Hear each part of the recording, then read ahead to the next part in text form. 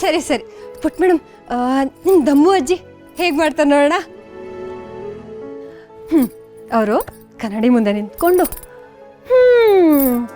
ದಮ್ಮು ಎಷ್ಟು ಸುಂದರವಾಗಿದೆಯೇ ನೀನು, 16 ವರ್ಷದ ಹುಡುಗಿ ಥರ ಇದೆಯಲ್ಲೇ.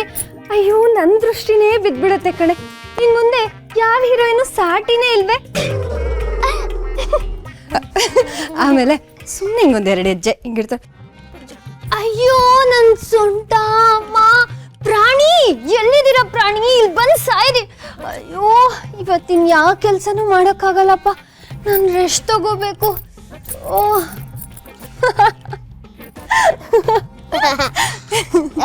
ದುರ್ಗಾ ಮಣಿದ್ ಮಾಡು ಪ್ಲೀಸ್.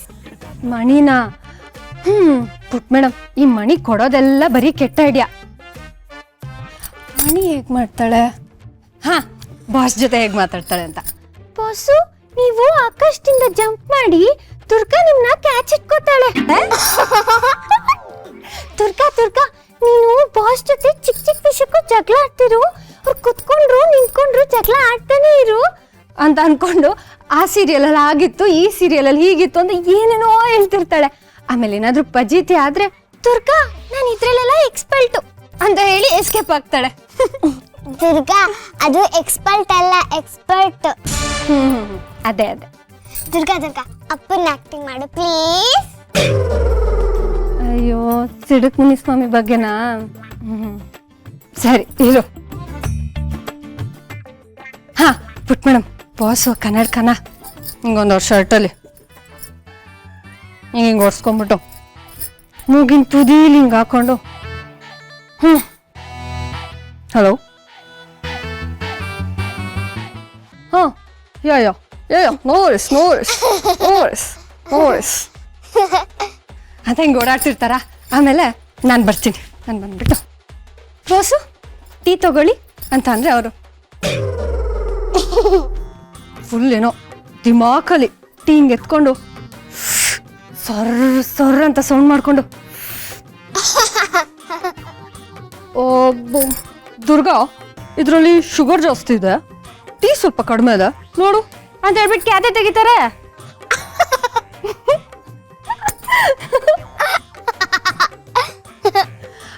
ಪುಟ್ ಮೇಡಮ್, ಆ ಸಿಡುಕ್ ಮುನ್ಸ್ವಾಮಿ ಬೆಳಗ್ಗೆ ಎದ್ದು ಮುಖನ ಅಂತ ಸೊಟ್ಟಗೆ ಇಟ್ಕೊಂಡಿರ್ತಾರ.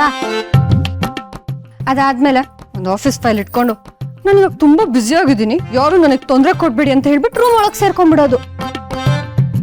ರೂಮ್ ಒಳಗೆ ಏನ್ ಮಾಡ್ತಿದ್ದಾರೆ ಅಂತ ನೋಡಕ್ ಹೋದ್ರೆ ಮೊಬೈಲ್ ಇಟ್ಕೊಂಡು ಆಟ ಆಡ್ತಿರ್ತಾರೆ ಪುಟ್ ಮೇಡಮ್. ಆಮೇಲೆ ಅವತ್ತೊಂದ್ಸಲ ನಾನು ಅವ್ರ ಕಣ್ಣಿಗೆ ಏನೋ ಗೊತ್ತಿಲ್ಲದೆ ಹೊಡೆದ್ಬಿಟ್ನಪ್ಪ. ನೀನ್ ನೋಡ್ಬೇಕಿತ್ತು ಅದೇನ್ ಡ್ರಾಮಾ ಆಡಿದ್ರು ಅಂದ್ರೆ ಹಿಂಗೊಂದ್ ಕಣ್ಣು ಹಿಡ್ಕೊಂಡು ದುರ್ಗಾ ನೀನ್ ಬೇಕಂತಾನೆ ಹೊಡೆದಿದ್ದು, ಏನ್ ನೀನೇನ್ ಕರಾಟೆ ಫೈಟ್ರಾ, ನನ್ ಕಣ್ಣಿಗೆ ಇಷ್ಟು ಜೋರಾಗಿ ಹೊಡೆದಿದ್ಯಾ, ನೀನ್ ನಂಗೆ ಬೇಕಂತಾನೆ ಹೊಡೆದಿದ್ದು ಅಲ್ವಾ ಅಲ್ವಾ ಅಲ್.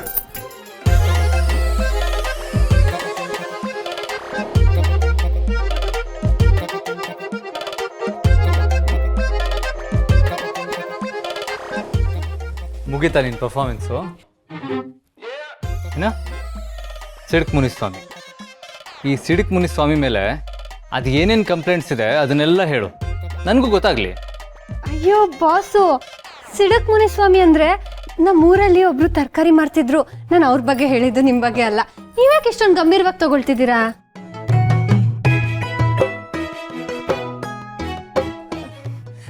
ಬಾಸು, ಅದು ಪುಟ್ ಮೇಡಮ್ ನಗ್ಲಿ ಅಂತ ನಾನೇನೋ ಹೇಳ್ದೆ ಅಷ್ಟೇನೆ. ಏಯ್, ಸುಮ್ಮನೆ ಹಿತ ಮೇಲೆ ಹಾಕ್ಬೇಡ, ನಿನ್ನ ಮನ್ಸಲ್ಲಿ ಏನೇನಿದೆಯೋ ಅದನ್ನ ಆಚೆ ಆಗ್ತಿದೆಯಾ ಅಷ್ಟೇ ಅಲ್ವಾ?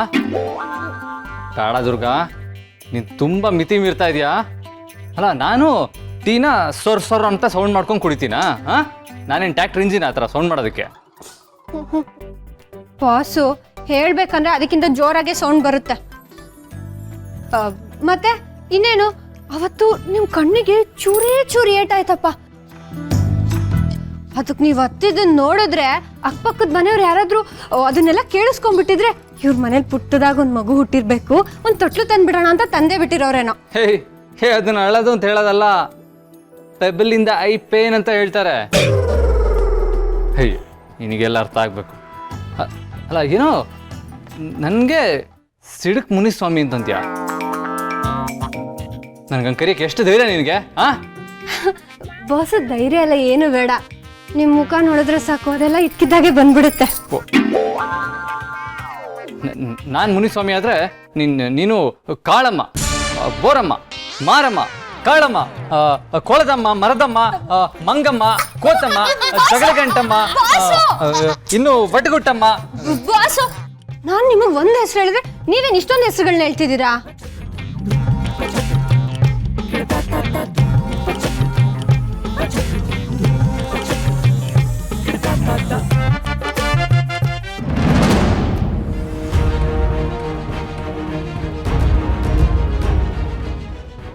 ನಗು ಹಿತ, ಇನ್ನು ಚೆನ್ನಾಗಿ ನಗು. ಮಕ್ಕಳು ಹೀಗೆ ನಗದನ್ನು ನೋಡ್ತಾ ಇದ್ರೆ ಎಷ್ಟು ಮುದ್ದಾಗಿರುತ್ತೆ. ಆದರೆ ಅದೇ ಮಕ್ಕಳು ಭಯದಿಂದ ಎದುರುಕೊಂಡು ಕಿರ್ಚಾಡಿದ್ರೆ ಅಪ್ಪ ಅಮ್ಮನ ಹೃದಯ ಒಡೆದು ಚೂರು ಚೂರಾಗುತ್ತೆ. ಹಾಗಾಗಬೇಕು, ಹಾಗೇ ಆಗುತ್ತೆ. ಆಗ ಆ ಸೀನ್ ನೋಡೋದಕ್ಕೆ ಇನ್ನೂ ಮಜವಾಗಿರುತ್ತೆ.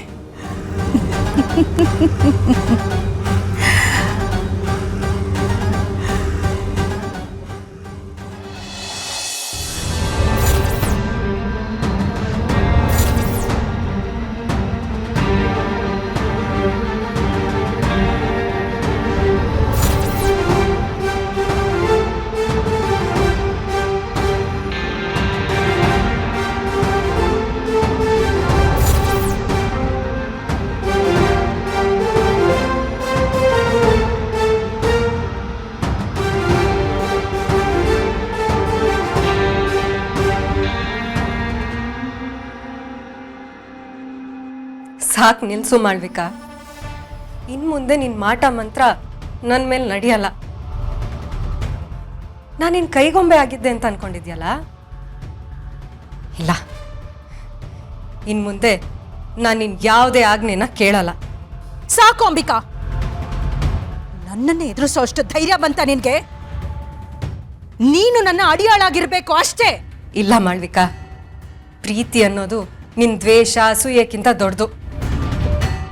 ಶರತ್ ಮೇಲಿರೋ ನನ್ನ ಪ್ರೀತಿ ನಿನ್ನ ಮಾಟ ಮಂತ್ರನ ಸೋಲ್ಸಿದೆ. ನೀನು ಸೋತಿದ್ಯಾ ಮಾಳ್ವಿಕಾ, ನೀನು ಸೋತಿದ್ಯಾ. ಅದೇನು ಮಾಡ್ಕೋತ್ಯಾ ಮಾಡ್ಕೊ. ನಿನ್ನ ಅಟ್ಟಹಾಸಕ್ಕೆ ಅಂತ್ಯ ಹಾಡೋ ಸಮಯ ಬಂದಿದೆ. ನೀನು ನನ್ನನ್ನು ಸೋಲಿಸ್ತೀಯ? ಅಸಾಧ್ಯ ಅಂಬಿಕಾ, ಅಸಾಧ್ಯ. ಈ ಮಾಳ್ವಿಕಾ ಯಾವತ್ತೂ ಸೋಲನ್ನು ಒಪ್ಕೊಳ್ಳೋದಿಲ್ಲ.